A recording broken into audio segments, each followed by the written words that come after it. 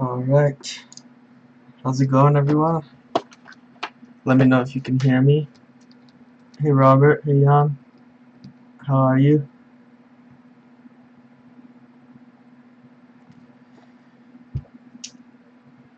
Yeah, I'm excited to do Minesweeper too.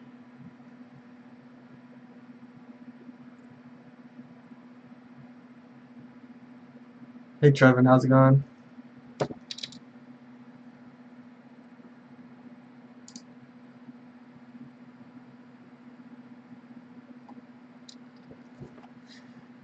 You can or you can't hear me, sorry. That's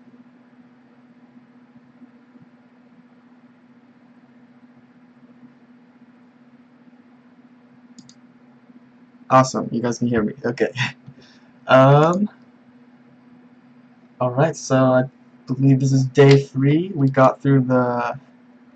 We did functions with functions with projectiles, and then we did classes with rain, and by popular demand, we're going to try and tackle Minesweeper. I don't know if you guys are familiar with Daniel Schiffman, but he makes a bunch of awesome YouTube videos with P5 and makes all types of games. I highly suggest you check him out. We're gonna be following his tutorial for Minesweeper, although his Minesweeper stops. Oh yeah, I can zoom out on my screen, but sorry. So his tutorial stops at when it's almost fully the game, except if you've played Minesweeper before. Actually, I'll just show you guys. Google has the Minesweeper.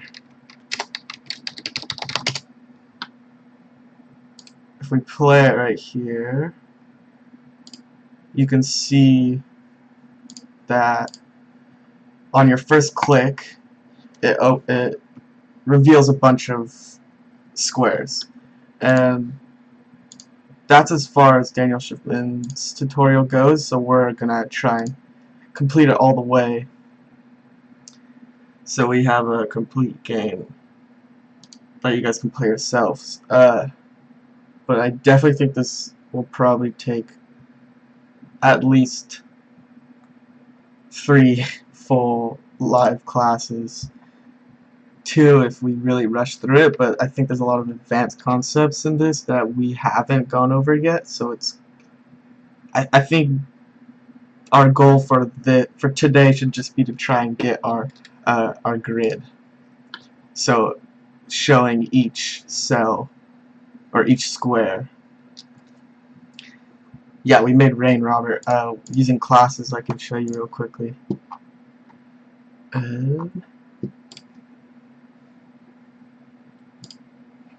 That's as far as we got, but some people tried different colors and shapes and stuff, and tried some alpha on the background so it had a little trail and stuff.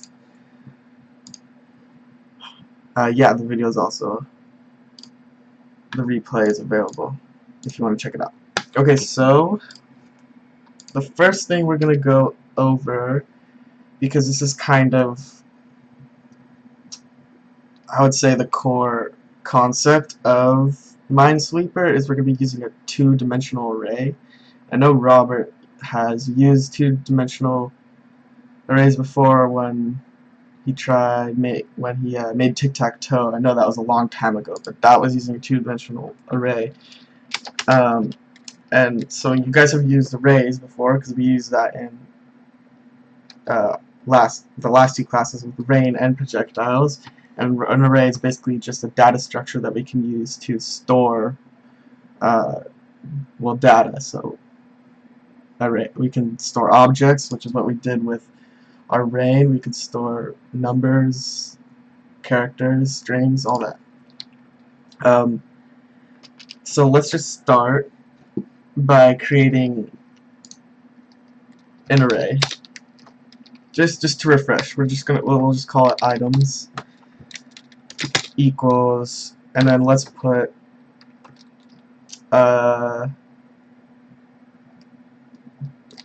we'll put 3 numbers in. We'll put 3, 4, or 45, and 6. So the way, or actually, can anyone tell me how I would call, if I'm using a text function, how would I display the number 45 on my screen? And we'll put it right here, 200, 150. What would I type right here inside text to get the number 45 to display on my screen? Can anyone tell me?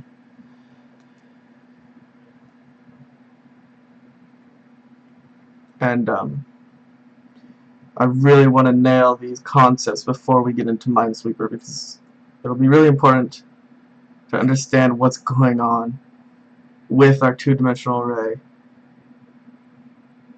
Because the goal is not to just copy the code that I'm typing, right? It's to understand what it is, so eventually you can make it your own game, customize it, and, you know, go above and beyond with it.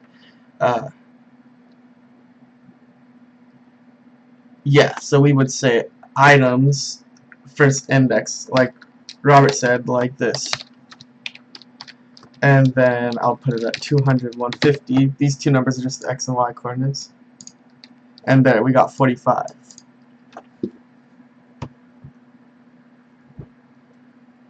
Yeah, items 1.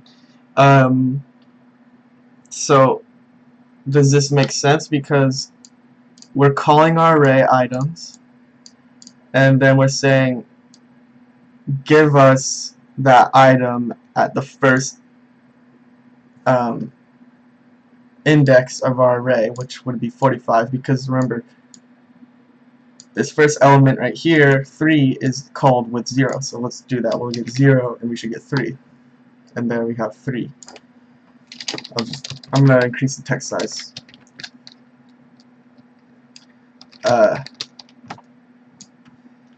Yes, so we have 3, and then just for the point, well, if we put 2, we get 6, right? Because 0 is 3, 1 is 45, and 2 is 6. So this is a one-dimensional array, and I'm not sure if you guys have ever tried linear algebra before, but I'm sure eventually, when you guys get into college or maybe even high school math, you'll start getting into linear algebra, and linear algebra is based on this your intro class. You'll probably be introduced to this concept of rows and columns, and that's kind of what we have here. We can kind of picture our canvas as rows and columns. We have our rows across the x-axis and our columns across the y-axis. So this could kind of be visualized as like what do we have, like 10, at least the way I'm zoomed in right now, we have 10 rows and or 10 columns going down, and then 1, 2, 3, 4, 5, 6, 7 rows going across. And a two-dimensional array works with that same type of logic.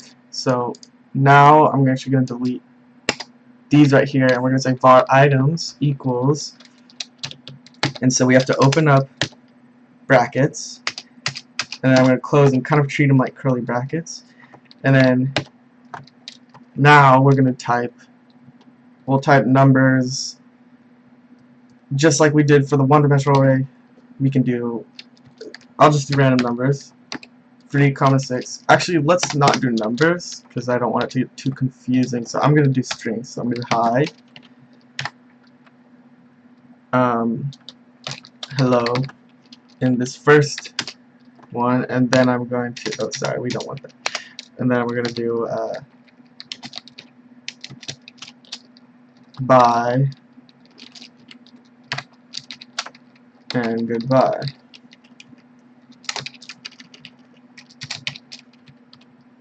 And to separate each one, you need a comma here. And then we'll do our semicolon right here. So now what we have here is, well, we have a two-dimensional array. And now this text that we still have down here, you'll notice is nothing's appearing on our screen when we call items at the second index. And, well, first of all, that's because there is no second index. But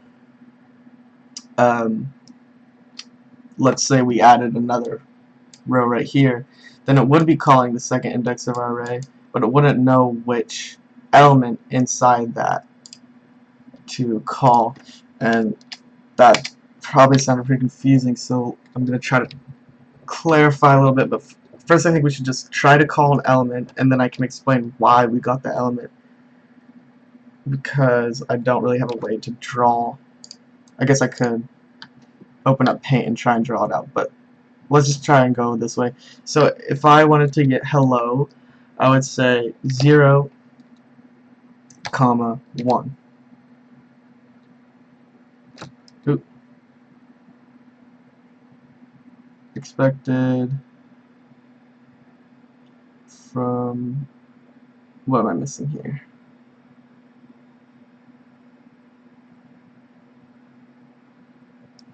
I'm missing a comma. Or is that for Robert?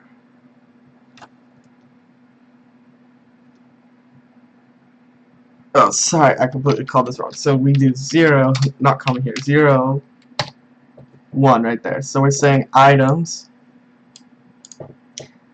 the 0th index of our so the 0th index would be the first array within our let me restart. We have, so we can kind of think of this as having two arrays right here. We have our array with hi, hello, and we have our array with bye and goodbye. But then we're storing it in this kind of outer array. So first we have to say which one of these arrays we want to access. We have two arrays inside items. So we want to access the 0th one, which would be this one, because remember 0 is 1. And then we need to say which element in this array do we want to access. And we want to access the first index, which would be hello. I hope that's making sense. So I'll ask you guys, or I'll do one more. I'm going to display goodbye on the screen. So I look at my items array and I see I have two arrays within that. And then I have to find where goodbye is. Goodbye is right here. And that would be in our second array. So I call the second array by doing 1, because 0, 1. I'm going to do little comments right here. This is the 0th one, and this is the first one. So I call 1, but then I want to get goodbye. So which element is goodbye in this second array? It's the second one. So again, I type 1, and then I get goodbye. Cool, so I'm going to add another one. Let's do, I'll just put Charlie in this one. So can someone tell me how I could display Charlie on the screen using this text function right here? So what two numbers will I replace these ones with to get Charlie?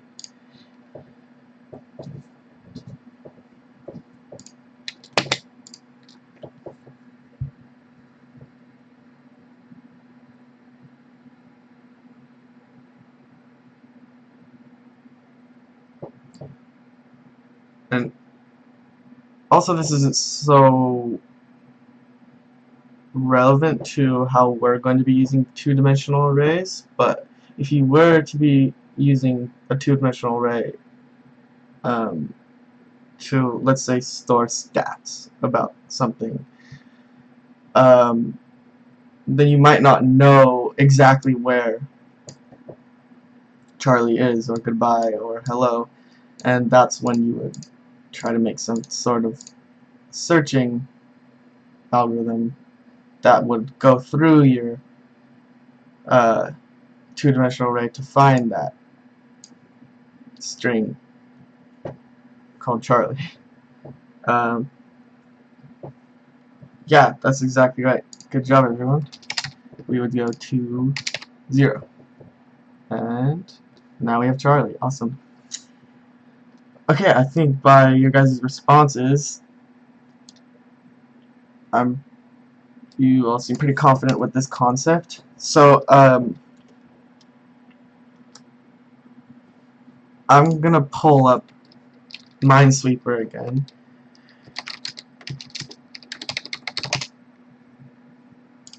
And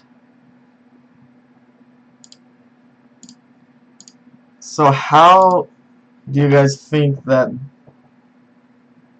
a two-dimensional, I'll make this the easier one.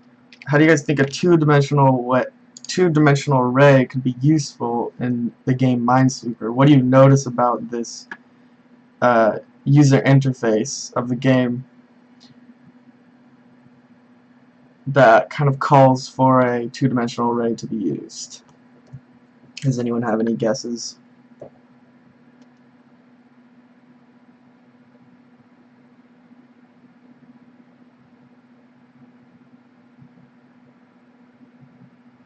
And we could, of course, use a different data structure. It doesn't have to be a two-dimensional array. But I would say with any type of grid-based game, a two-dimensional array is going to be useful, like tic-tac-toe, Minesweeper, or even Pac-Man, where you're tracking the position of that character, where you're creating a unique grid every time. Or a unique I guess UI or level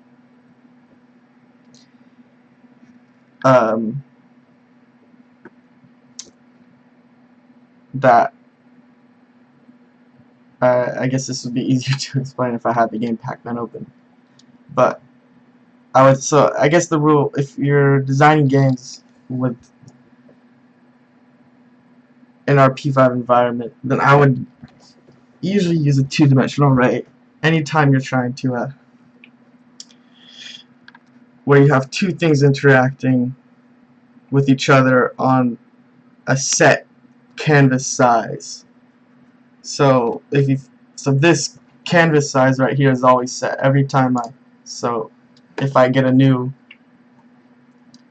Minesweeper game, if I try again, it's still the same exact canvas size, and that's the same with medium or hard. It will always be the same size, and that's the same with Pac-Man or tic-tac-toe.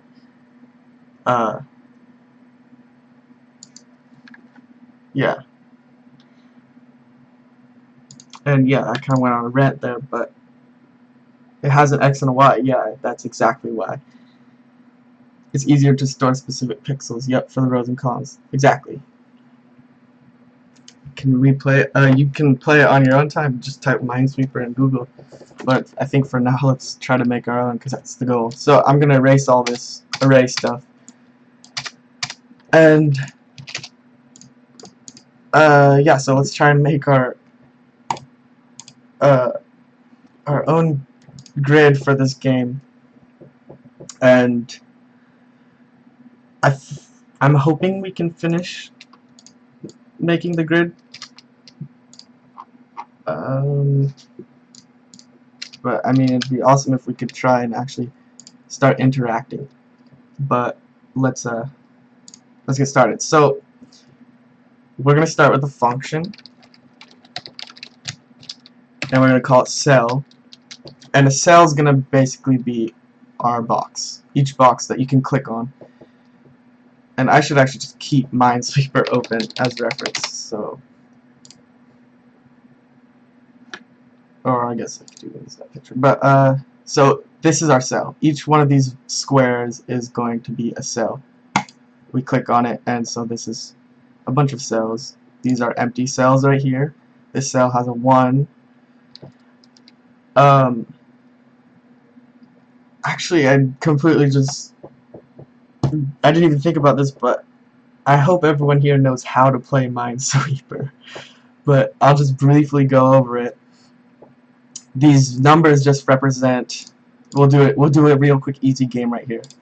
So these numbers represent if they're touching a mine or not. So there's a 1 here, so that means, and these spaces are already free, so that means this has to be a mine right here, right? Because 1, this is telling us there's 1 mine that is touching, and it can be touching either along the X, along the Y, or adjacent, so diagonally.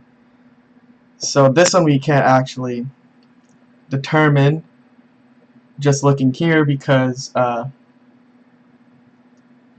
it could be, the mine could be either here or here. This 1 could be telling us that there's 1 here or here, but then we know there has to be 1 here because of this 1 here, because it's a corner, and there's obviously not a mine here, here, here, here, here, here, so it has to be here. And then we could do that for all our corners. So there's 1 here, here, here, here.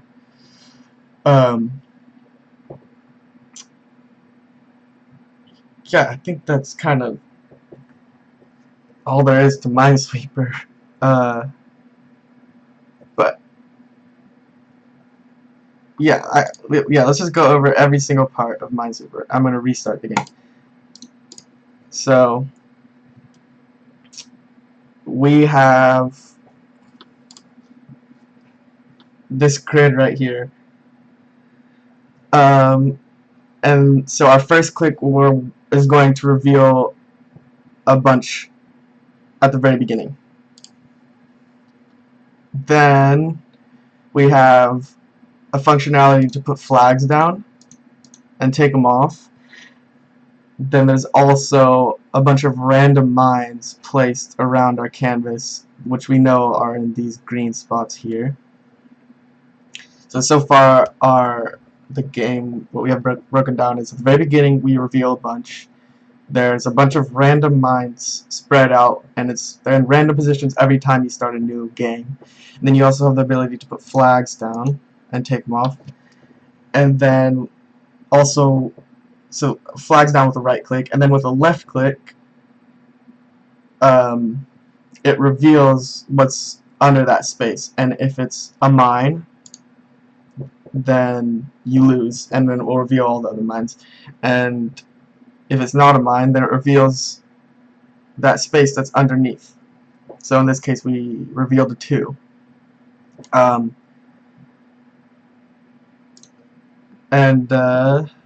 Let's see, what else is there? Well, I guess then there's the winning part of the game, and that's if you're able to determine where all the mines are and not click on one in that process, and reveal all of the spaces. Yeah, I think that's all there is to it. So let's get back to our grid, and let's finish making this cell. So our cell is going to have an X, a Y, an X, a Y, and a width. So we're going to pass those.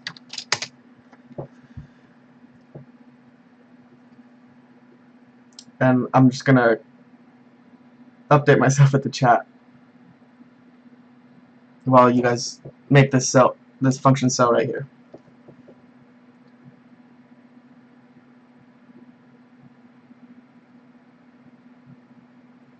Yeah, that's actually true. You can't. That's another function part of this game as well. So you can never click a bomb in the beginning, and that'll probably be day 3 when we even get to that part of the game. Yep.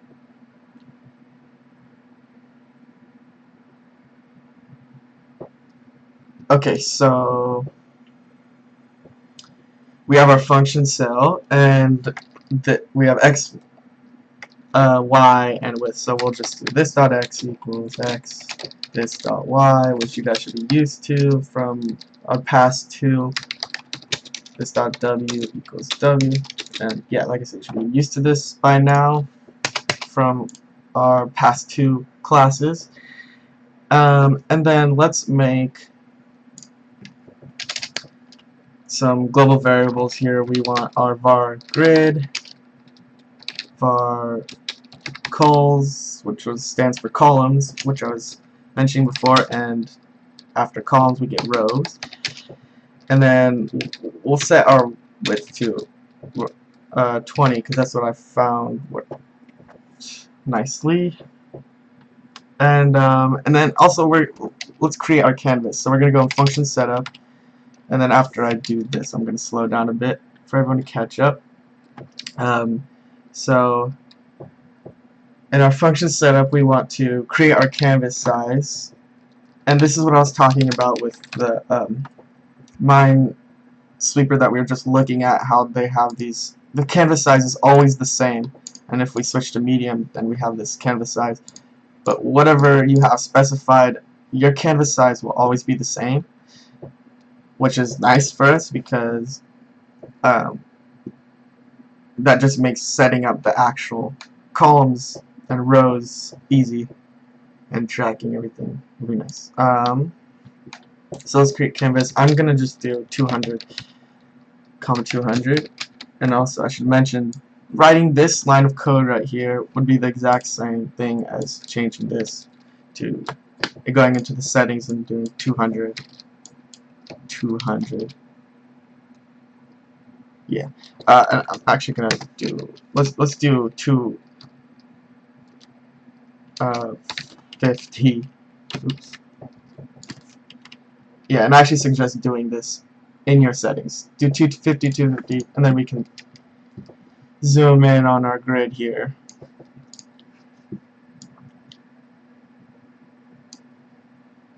Yeah, the canvas size does affect the number of mines. You're correct.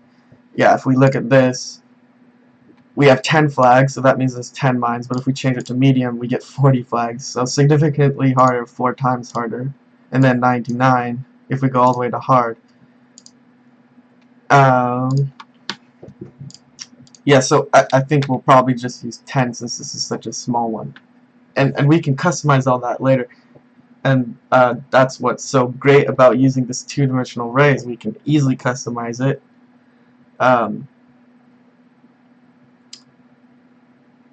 Well, and also just the way we're going to code this functionally is going to make it easy to make those types of adjustments. And eventually you could even make it so you have like a menu, and you could choose whether you want to play easy, medium, or hard, like this one does here.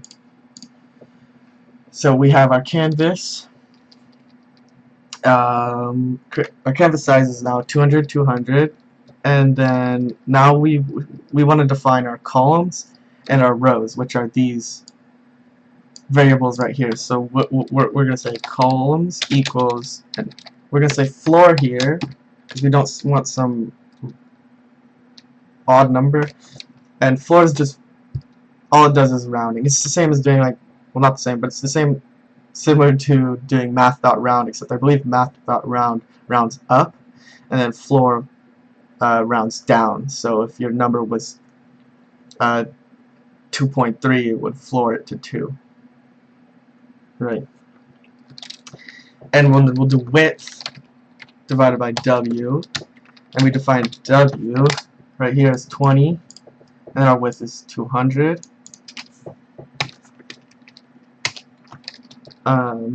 So all we're doing is dividing this 200 by 20 and then flooring it. So now we have to do rows. This can be the exact same thing, but with height divided by W. Floor rounds down, seal rounds up. Oh, got it. Math.round rounds normally. Thanks, Robert. That's super helpful. I didn't know that. So math.round will round normally. So 2.3 will go down to 2, I would assume, and then 2.6 would go to 3. and then seal and floor. Floor will always round down if it's a decimal, I would assume, and then seal always rounds up. If I understand that correctly. And yeah, so we've defined our cell. Our cell has an X position, a Y position, and a width. And then we've defined our canvas, and we've defined these columns and rows. Now we want to define our grid, our grid. So let's make a function that does that for us. Cool, I got it. All right. So let's call this. We'll make 2D array. And then here we're going to pass our columns and our rows.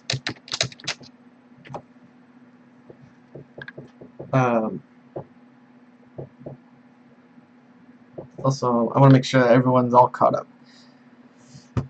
So, let me know in the chat when you guys are ready to make this function right here, make 2D array.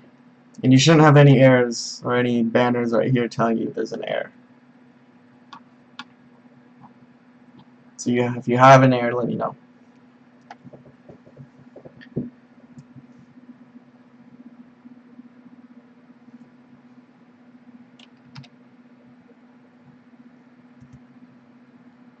Alright, Robert's ready. Everyone else ready? Jan's ready? Cool.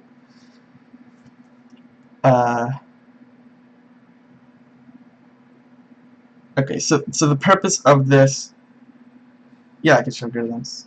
So the purpose of this function right here is to actually store these. Well, it's obvious by the name, but we're gonna make a 2D array here. But it's gonna take those columns and rows and use those parameters to create our evenly spaced columns and rows, basically inside an array. So we can say we're going to create an array. So var arr for array equals new array, and in this array we're going to pass our columns, the columns that we pass when we call make 2D array. And then we want to do a for loop, and I'm going to write it. I'm just going to write it out before I explain it. So var I equals 0, and then I is less than the length of the array, so r dot length, and then I plus plus, and then we'll open that. And then for every position in our array, we want to make a new array because it's a two-dimensional array, right? And that's where we put our rows. And then down here, after the for loop, we can say, and I'll zoom out for you guys in a sec, return array. Okay, I believe you should be able to see all that. This is what we just created, everyone. And so to go over this, if we call make 2D array, then we pass our columns and our rows. And then inside this function, we create a new array with columns, and then for every single column we add a row. And I'm hoping that you're visualizing it the way we did that. Those strings at the very beginning with hi, hello, good, or bye, goodbye, and Charlie. And actually, a good way to visualize this is just what we have here. Also, don't worry about this. This box right here is our canvas. The inner box is our canvas. I just put this here because this will get cut off. So I'm actually just going to change this to 205, or 201. Because eventually, once we display everything, then it will get cut off if it's not 201, and it won't look nice. But anyways, this is not what it's actually going to look like, because this is just a 4x4, and that would be a pretty easy game of Minesweeper if it was just 4x4. But let's say our Minesweeper game was 4x4. what we would do with this make 2D array right here is we would say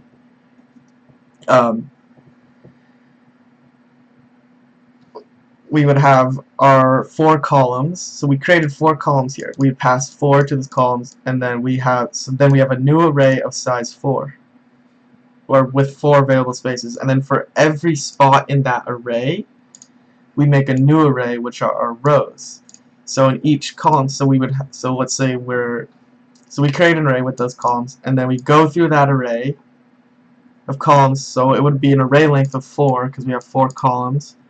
At the 0th position, or I guess it would be an array of size 3, but technically this is 4 spots. So at the 0th position, we would put a new row, and that would be this row right here going across the x-axis. And then we go iterate through the loop again, and now we're down. Now we're here. Okay.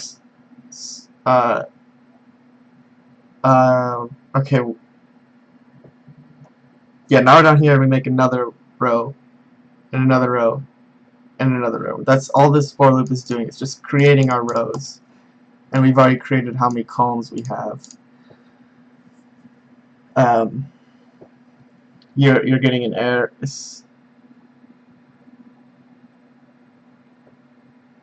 Oh, you got it. Yeah, the commas. Cool. You got it, Robert. Awesome. I felt like I explained that pretty poorly, but just to make sure everyone gets it, I'm gonna try to explain that better. And I actually am gonna untoggle this grid because the way we should be visualizing it is 200 divided by 20. So all that means is our column size, each cell, yeah, I'm gonna pull up Paint.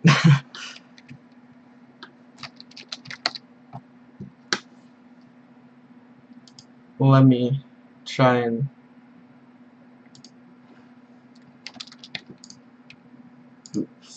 okay, pulling up Paint.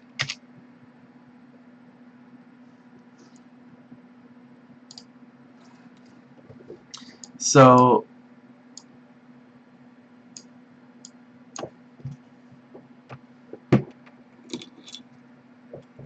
okay, we have our columns,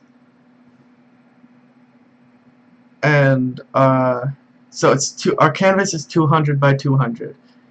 Let's see, how should I draw? So we have our canvas, and I'm sorry, this is gonna be super messy, and it's 200 by 200, and then we're saying each little cell right here is 200 divided by 20 because we have width divided by W. So width divided by W, and then we have height. Oh, that is other way around. Sorry. Width divided by W, and then height divided by also W. And remember, W equals 20. So all this is 200 divided by 20. Down here is 200 divided by 20. And that's going to be the same for every single one. So so when we call make2D array, we pass the size of our columns, which is width divided by W. So that's going to give us 10 across, right? 10. 1, 2, 3, 4, 5, 6, 7, 8. These are going to be small. 9, 10. And so that's what we did right here. We created an array with 10 columns, and then for every column we make a row. So we do the same thing, and then it's going to fill. It's just going to fill every single one until we have our whole grid. So it just keeps going on until we have 10, 10.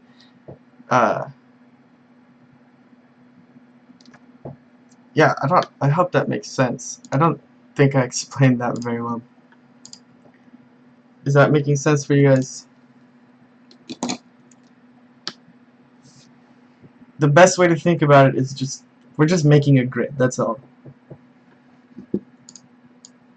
And we're storing it in a two-dimensional array. So now if we were to call that first square that I drew up here, it would just be 0, 0. And then if we wanted to do this one here, then it would be 0, 1, just like when we had that two-dimensional array var items.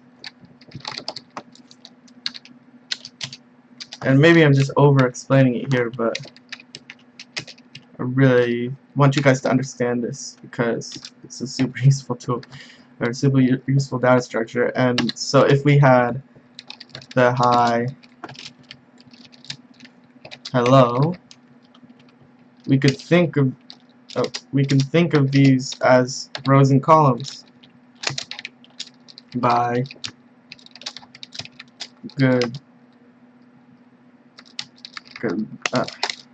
goodbye. Yeah, so let's just think of this array right here as rows and columns. I have an unexpected token on it, but it does equals. So hi would be 0, 0, just like our first cell right here would be 0, 0. Hello would be 0, 1, just like our second cell would be 0, 1, 2. So if we had, and I'm just gonna pull paint up again. If we had just a 2 by 2 square 2D array, this cell right here would be 0, 0. This cell right here would be 0, 1, because we're in the 0th row. Right? So 0, 0 is right here. 0, 1 is right here. 1, 0 is here. And 1, 1 is right here. And that's like linear algebra right there. So, yeah, let's try one more, and I'm gonna have you guys tell me the positions. Sorry, I drew that crooked. So let's do a 4 by 4 square right here. 1, 2, 1, 2, 3, 4. 1, 2, 3. Okay, so we have 4 by 4. So I'm gonna just label these 0, 1, 2, 3, and we can think of this right here as our first array in the two-dimensional array. 1, 0. Or actually, sorry, this would be the second array. 0, 1, 2, 3, and this right here can be our. This will be our first array actually, and this will be our second array. So I want you guys to tell me what I would call here for this square right here. What coordinates would I give? Or not really coordinates, but what indices would I call right here to get this square?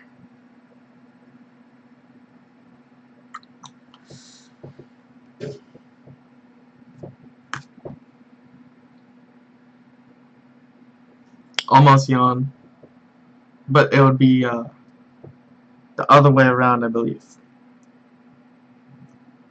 Right, because we call our which array we want to go from first. So if we wanted this one, we would do 1. Yeah, 2. Yeah, 2, 1. Right. I should have explained that a little more clearly. This is gonna be what you call first, and then this is second. Okay, cool. But I think you guys got it down. So let's get back into this, and let's try and display that grid now, because we've created our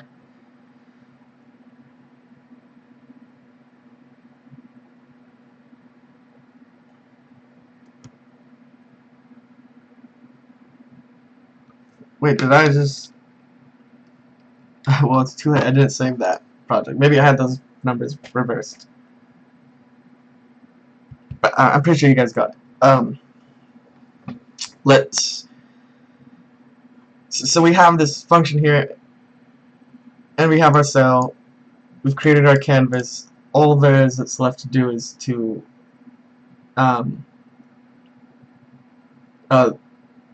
Yeah, that tool could have been useful. Yeah, my lines were not very straight. So yeah, I'll use that next time we draw a box. Yeah, so now all that's left is we need to create some type of function for our cell that shows it. Just like we did with the rain and the projectiles we used.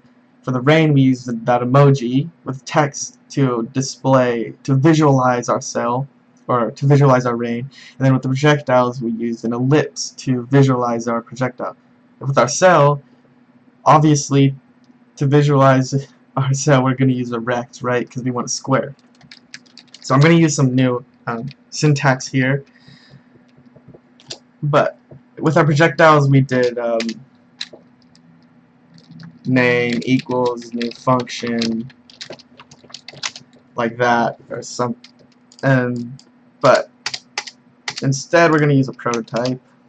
And just to get you guys familiar with different types of syntax, so we can say cell dot prototype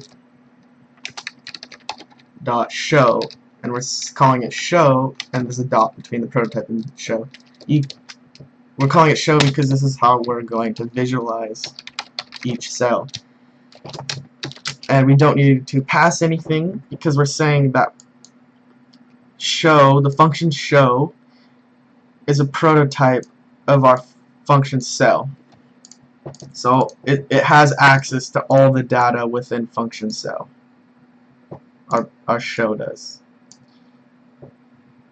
And another reason why this syntax is better for this is because we're gonna have a lot of functions for our cell, and it can get messy, and I don't want them all inside cell. I think we would find ourselves running into curly bracket issues, and that's not really what we want to be debugging right now.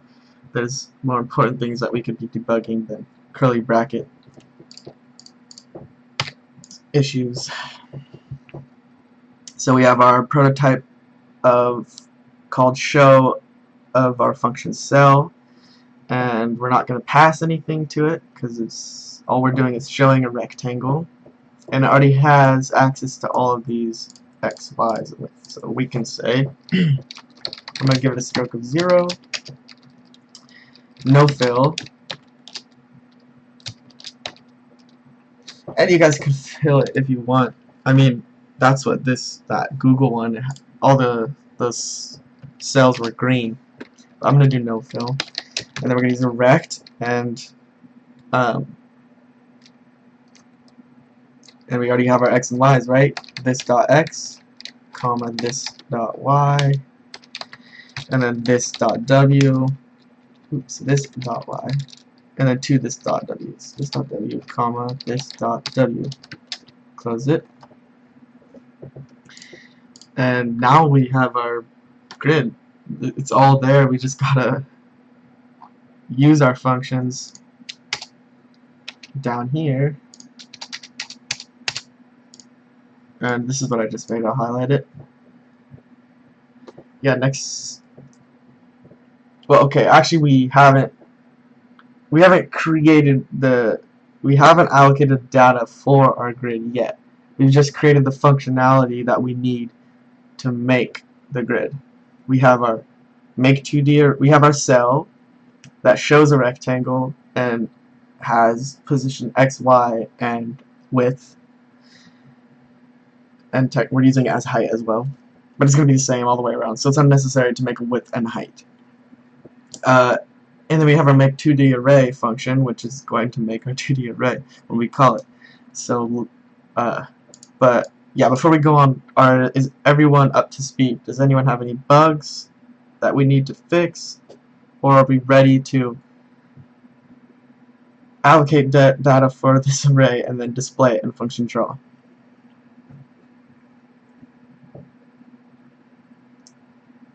Again, just say ready if you're ready, or if you have a bug, definitely let me know.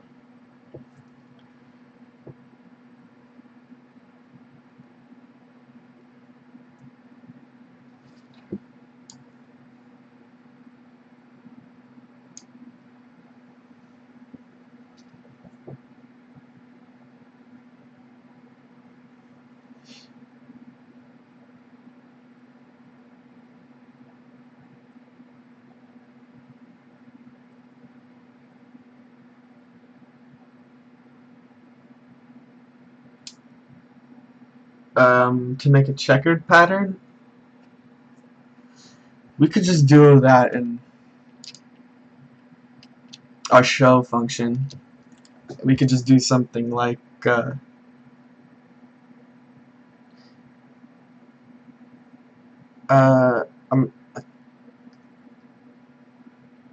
I forget who I helped. I believe maybe it was Noah last class. We used some modulus to. Well, we wouldn't even have to use modulus. We could just do a true and false switch that just switches. If it's true, then set that rectangle equal to white, and then if it's false, set that rectangle equal to black, and then every time you set it, it switches. We could do it all sorts of ways, but that would all just happen within show right here, and instead of doing no fill, you would fill it with whatever color you desire to make checkers. Okay, cool. Looks like everyone's ready. Okay, so now we're going to go into setup right here, and now we need to tell the computer to set aside memory to store these arrays. So we're going to now use this variable right here that we created called grid, which is obviously going to represent our grid. So we're going to say grid equals, and this is where we call our function right here, make 2D array, and you guys tell me what you think we should pass.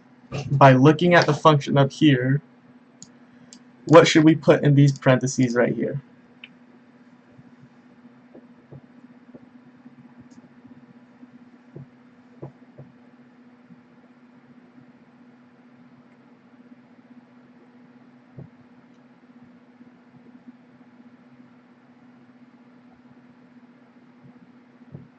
So again, what are the two things we want to pass to this function call right here? We have two variables that we created. Exactly, Jan. Thank you. We want to pass columns, comma, rows. And that's all we had to do. Now we technically have a 2D array, but now we want to use this actual cell. So this is kind of where we're connecting our 2D array with our cells. Because right before we just had these two functions, or we had this function cell with this method show, and they're just, and then we had this make 2D array, and they weren't doing anything together. But now right here we're making them work together, because that was the whole reason why we made them. And we're going to do that by doing a for loop for var I equals, and again I'm going to make this loop and then I'm going to explain it. For var I equals 0, I call, so for the size of our column, or for the length of our columns, and then I plus plus. And remember, we got semicolons right here instead of commas. And then we open up curly brackets, and then we do another for loop within that for loop. You're going to find that we're going to be doing a lot of those because we're working with 2D arrays. So we're going to have for loops inside for loops, so we can access every element of a two-dimensional array, and I'll explain that further after we finish typing this out. Var j equals 0, and then j is less than rows, j plus plus. Grid, so now we call our grid, and remember, grid now equals this 2D array. So grid is now a two-dimensional array. So for grid I, index I, and we need another square bracket here because it's a two-dimensional array, equals, we want to create an object of cell. So new cell, and so for every new cell we want it to move over and then move down.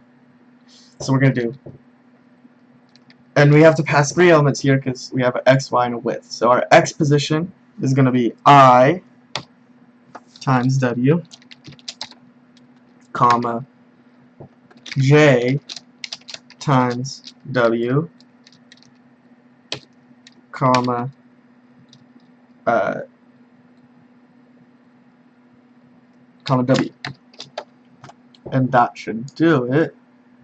Now we truly have our rows and columns. Let me try and make this easier to read. I'll zoom out. Yeah, there we go. So we made this for loop here. These two for loops. And I'll give you guys some time to type that all out before we go over that, what's happening, and explaining it. What do you want to reverse the columns and rows?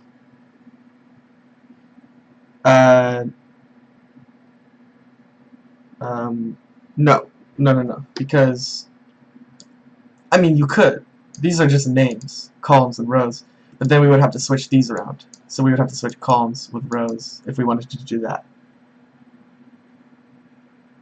Is there an error you're getting? We're not displaying anything yet, so if nothing's showing up on your grid, that's fine.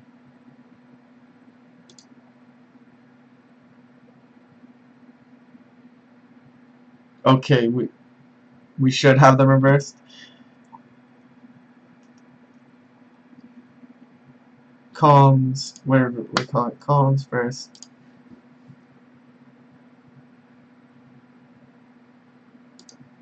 You have X's.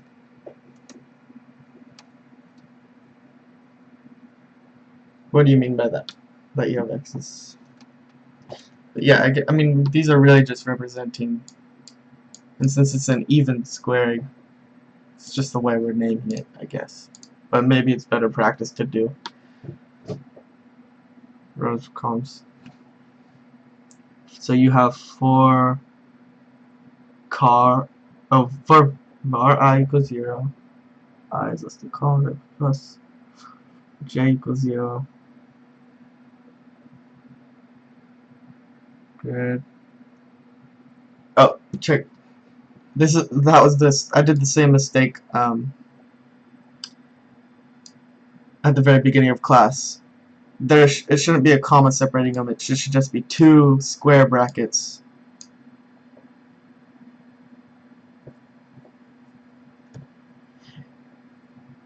Yeah.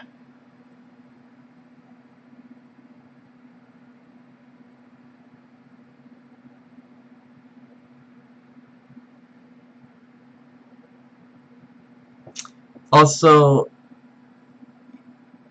I'm assuming that third curly bracket you have at the end is to close function setup, but if it's not, then that could be what's wrong. You don't have an extra curly bracket. What's the problem with the for loop?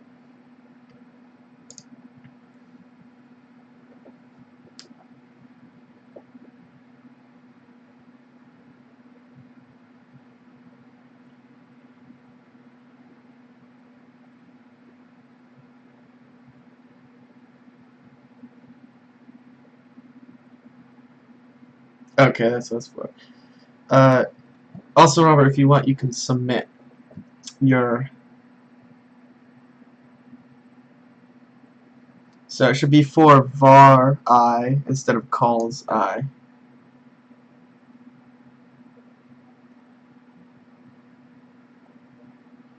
And is everyone else ready to proceed?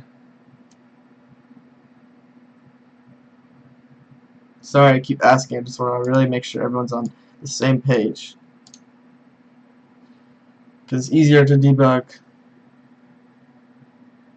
issues with our code when they're still fresh, instead of if we just keep going through this project.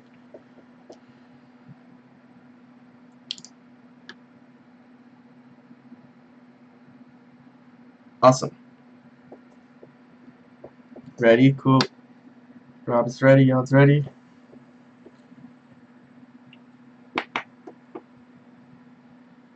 Yeah, we just have...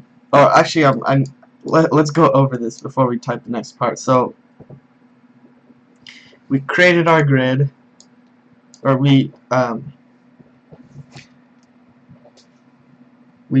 right here we said that our variable grid right here, and also another highlight of what's cool about JavaScript is we didn't have to define grid as an array at the beginning. We just said var grid. And then we said grid equals make 2D array, and then we passed our columns and our rows. So we said grid equals make 2D array, so we called our function up here and we passed our 200 divided by W, 200 divided by W to here, and then we said in here var r equals new array with the size columns, which we passed, which is this variable. And then we said for the length of that array that we just created, assign another array rows with rows, and that's what we drew out with paint and everything. And also I apparently had these switched around, but we're just gonna stick with it because it's a square and it won't mess with our code. But I guess in the future we should do rows before columns. So this should have been rows, this should have been columns. But it's okay. And then we returned that array that we created. So then down here we set grid equal to what we returned. So we set grid equal to that array that we created in here and returned. And so I don't know if you guys remember, but when we went over functions in our very first class, we did a return. We just did that addition function where we did a plus b, and we just returned a plus b. So we returned the value of the stuff that we passed through. So just to repeat that one more time, we passed in our column, the size of our columns and our rows. We created a two-dimensional array with those given parameters. So a two-dimensional array, the size of those given parameters, and we returned that array to our function call. So basically this became, right here, this became the grid that we wanted, and then we set it equal to grid. So grid now equals the proper parameters for our the grid that we desire. And then so then right under that we created this for loop, and this is where we're connecting the cell with our 2D array. We said for the size of our columns, and then for each column's row, I guess it should be for each row's column, right? Because we've discovered that those should be switched around. Then set I, the I and J position of our 2D array equal to a new cell. So our very first cell is going to be, actually, does anyone have any guesses what our very first cell is going to be? So what two numbers will this be in our very first cell?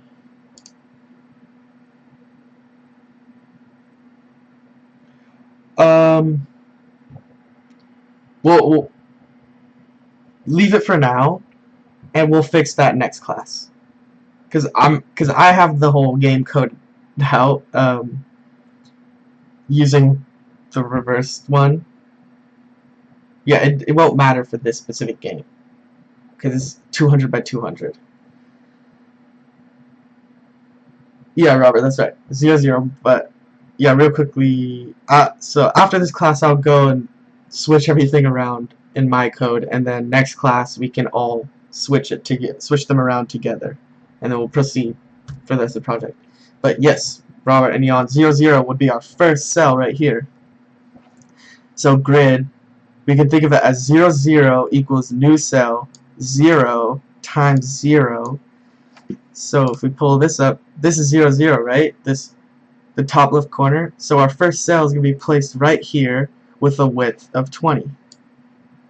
Well, width and a height, right? Because in our show right here we say this.w, this.w. So the data flow here is we have 0, 0 the first time. So in our two-dimensional array, the 0th index of the column and the 0th index of the row is going to give us a new cell with an x position of 0, a y position of 0, and a width and a height of 20.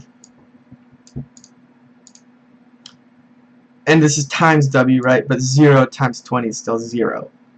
So then the next time we iterate through this for loop again, now we have 1 for I, 1 for j, or sorry, now, okay, so we're 0, 0, and then we go around, then when this for loop happens, so our I now equals 1, because we did I++. And then we go into here, and our j is also now 1 because we did j++ in the previous cycle of our loop, or the iteration of our loop. So now we're at, wait, sorry, I think now we should be at 0, 1. Yeah, because this whole for loop has to complete. Okay, let me re-explain. Sorry, I got confused by the double for loops. So we do our for loop right here. I0, I is still less than columns, which is 20, and then I++. So we add 1 to I. And then we go into here, and then we do var j equals 0, j is less than rows, yes, 0 is still less than 20. And then we add 1 to j, and then so we create our cell at 0, 0. But before we complete this for loop, before we complete this top for loop, we have to complete this for loop first. So now I remains 0 because we still have to complete this for loop, and j becomes 1.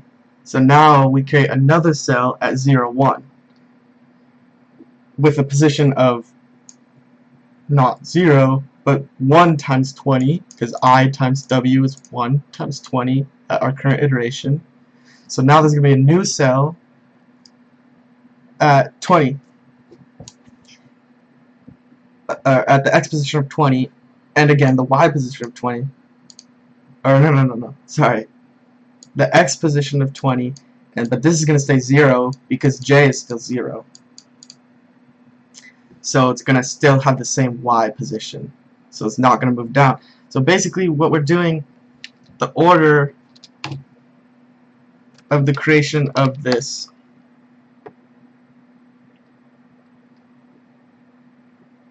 j is 1, no.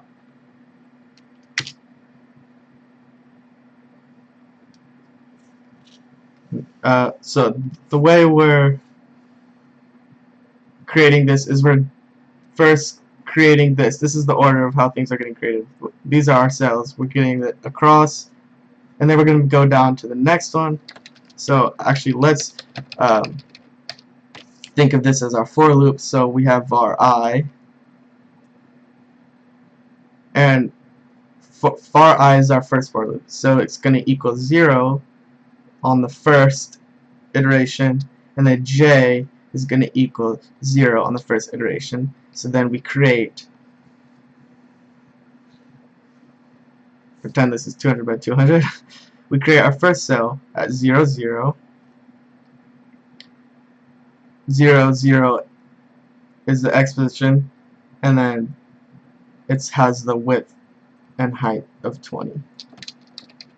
So just remember that, 20. And then, but we still need to complete the for loop for j, so we iterate through our second for loop again, and this becomes 1. So now we get a new cell at 0, comma 1. But remember, we multiply 1 by w, which is 20, so it's actually our x position is 20. Sorry, I have these reversed.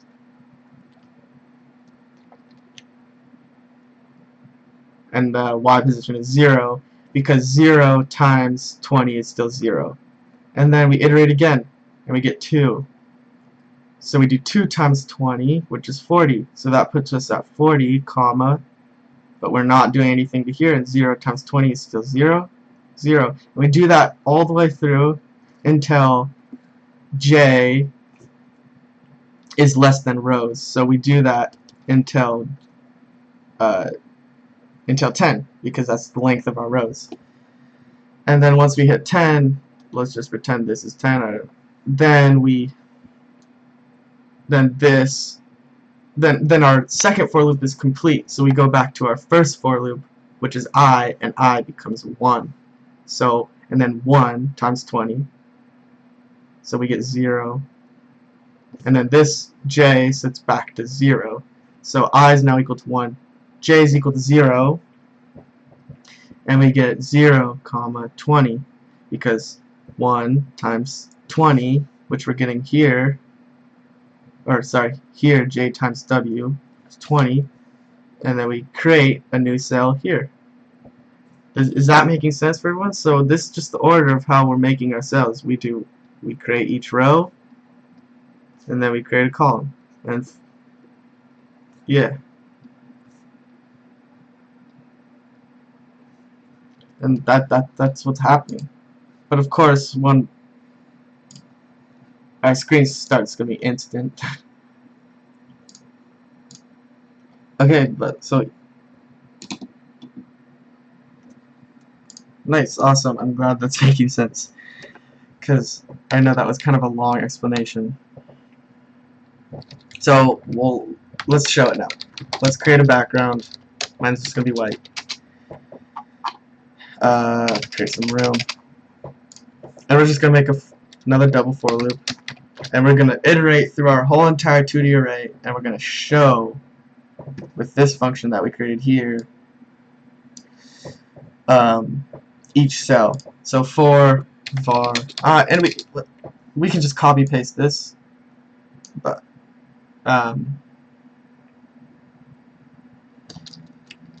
so make sure when you guys copy paste, you have these opening 2 curly brackets and the closing 2 curly brackets, and we only want to copy that stuff. So we're going to paste it in function draw, and then instead of saying grid equals new cell, because we don't want to do that, we're going to say grid ij dot show, and all we're doing is calling the method that we created here for our cell, because our cell has this function that we created for it called show. And so it's saying for every single cell in our grid that we created here and here, for every single cell, call show, and that calls this. So that creates or displays a rectangle. And you'll notice I have my grid toggled off because we created our own grid.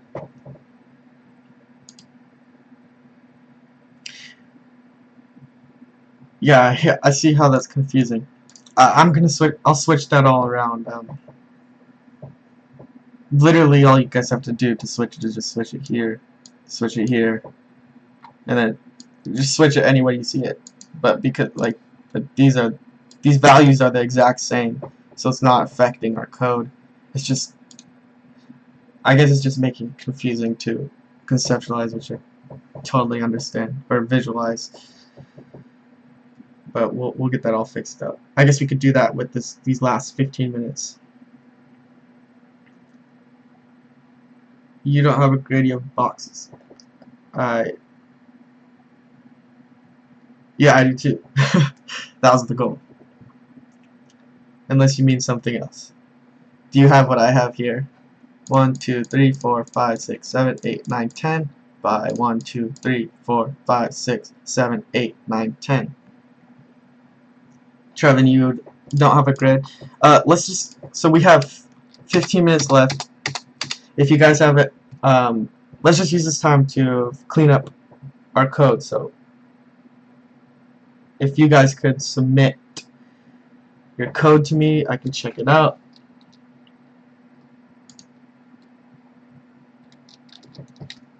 Let me pull up the link. Sorry, one sec. But yeah, use this time to submit your code if you have any problems.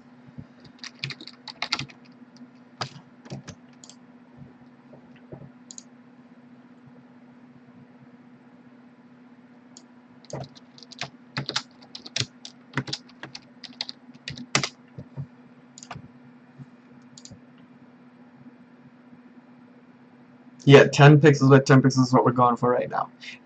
And all we would have to do to get more is to lower this W right here. If we did 10, then it would double it, right? Now we have 20 by 20. But let's just do 20 for now, and then later on, once we have a working game, we can make it more, we can make harder levels and stuff. But I think 10 is an easy number to visualize instead of 20 by 20, because look how hectic it got when I made it 20 by 20. That's, at least for me, a little bit harder to visualize.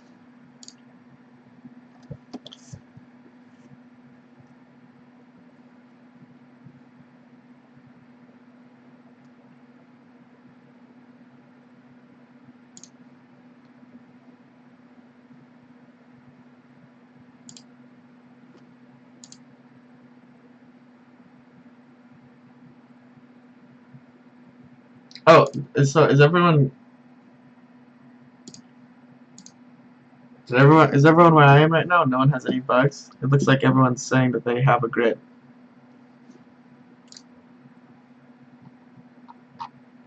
Or is there anyone that wants me to take a look at their code?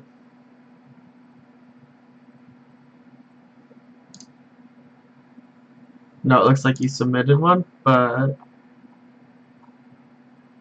are you having any bugs? Let's see.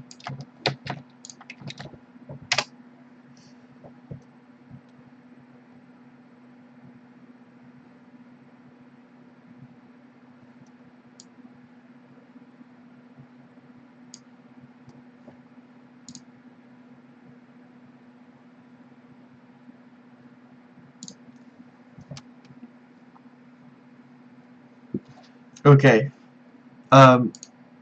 Noah, change. Here you have this dot w equals 2. It should be this dot w equals w. And that looks like it might be your only bug there. If you wanted, you could just make this 20, but we want it to be w for future use. Yes, that's all that. So just change this right here. You have it, this dot w equals 2. Change that to this dot w equals w. And hopefully that will be the only problem.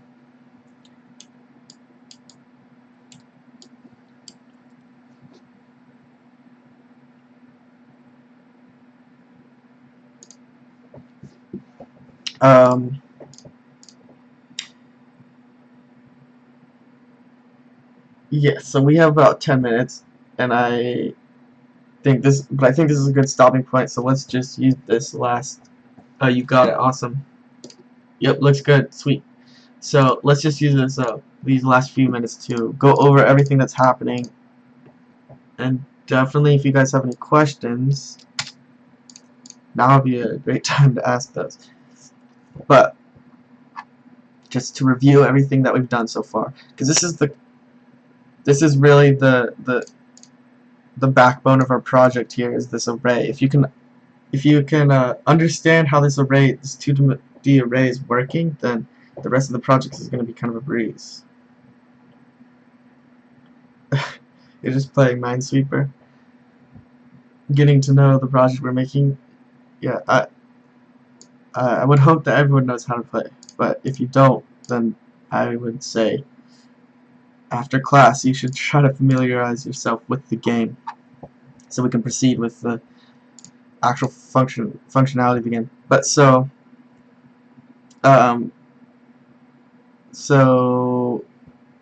yeah, real quickly, we have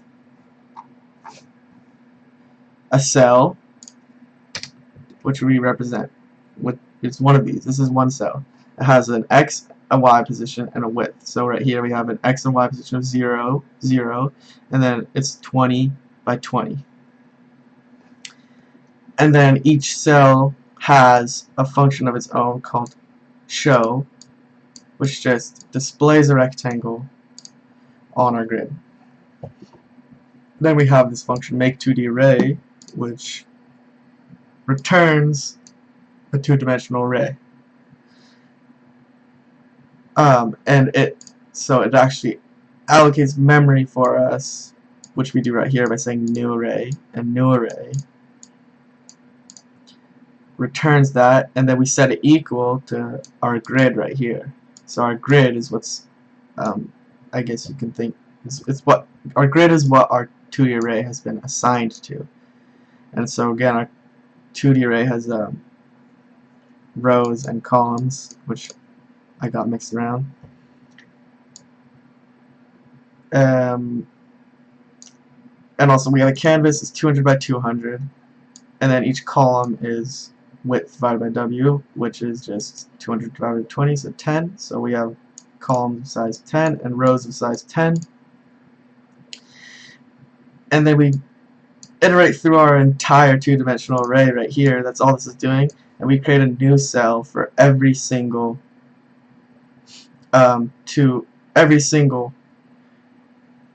element or index of our two-dimensional array. So at 0, 0, we create a new cell. At 0, 1, we create a new cell. At 0, 2, etc., we create a new cell. And then we do the same thing for 1, 0, 1, 1, 1, 2. And then we do that until we have this whole grid right here. So we have 0, 0, element 0, 1, 0, 2, 0, 3, 0, 4, 0, 5, 0, 6, 7, 8, 9, or 10. This should be 10. And then we have 1, 0. No, this should be 9 because we're counting 0 as 1. So, and then this should be 1, 0, 1, 1, 1, 2. And then in here we just iterate through our entire array and say show the cell that we created there. Because since we have a cell object at every single position in our array, we can call show on it because it's a cell, and we said show right here is a prototype function of cell. And that's all we have so far. That's how we got this nice graph right here. 44 seconds, that's pretty good.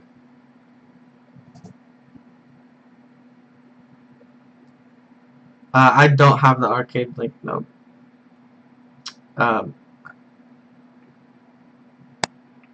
But yeah, we've been trying to get that. I'm not really too sure. Yeah,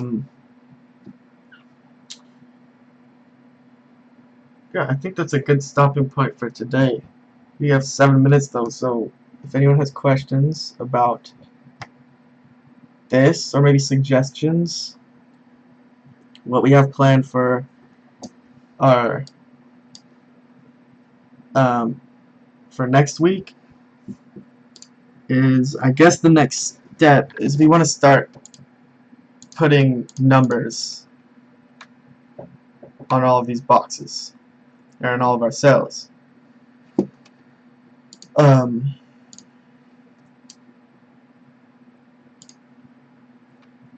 Let's see, I'm going to open up my code for my finished game. So I think our next step is we're going to want to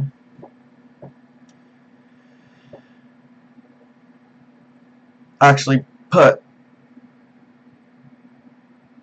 let's see, what do we want to, we want to put numbers first, or no, we want to put our mines down first so our numbers can say where those mines are. And then we also want to be able to click on all of these and have things revealed. Can think of them kind of like cards, flipping cards over.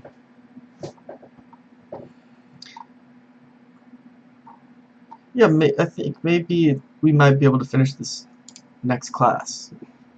This was what I would consider the bulk of the project, and most of the, definitely the most difficult part of it, because now all we're doing is just creating functions for our cell that allow us to do things with our array. I think now is definitely the fun part. we've set up our array, our data structure, and now we just have to add mines and interactions.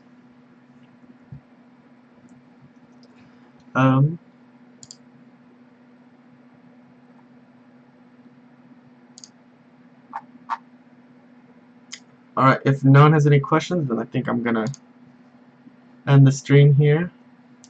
But I'll stick around in the chat.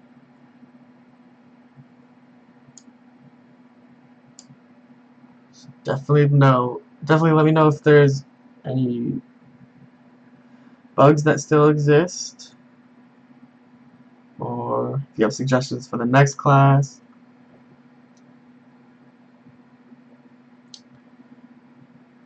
But yeah, so I'll be in the chat, but I think today was a great class. Seems like everyone understood what was going on, and that's super awesome. And I think you guys should all be proud of yourself for understanding this concept, because it's definitely some higher level coding, I would say. But alright, I'll see you guys next week. I'll still be in the chat then.